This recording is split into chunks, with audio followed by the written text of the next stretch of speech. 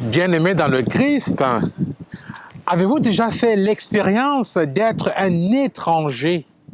Un étranger dans votre propre pays, dans votre propre région, dans votre propre famille et même dans votre propre maison. Souvent, on va réduire l'étranger à l'immigrant, à la personne qui vient d'ailleurs. Or, dans l'évangile de ce jour, le Christ est un étranger chez lui, est un étranger dans la ville, le village où il a grandi. Oui, bien-aimés dans le Christ, souvent, nous sommes étrangers dans notre propre maison. Mais cet évangile nous montre que l'étranger a de la valeur. L'étranger a un prix.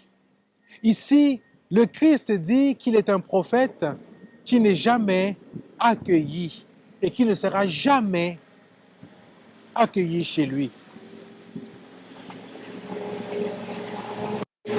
Oui, bien-aimé dans le Christ, voilà, un prophète n'est jamais accueilli chez soi.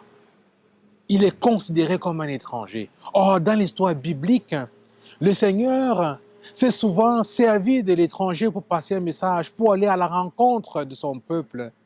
Et le Christ lui-même se présente comme un étranger. Plusieurs paraboles dans les Écritures, dans plusieurs paraboles de l'Écriture, il nous parle de l'étranger. D'ailleurs, il se présente aux disciples sur le chemin d'Emmaüs comme un étranger. Oui, bien-aimés dans le Christ, cet évangile doit nous interpeller sur le regard que nous portons sur celui qui n'est pas du même village que nous, qui n'est pas de notre tribu. Oui, voilà le sens de cet évangile. Que ce temps de carême qui nous est donné soit pour nous une opportunité, une occasion de nous questionner sur les regards ou le regard que nous portons sur l'étranger.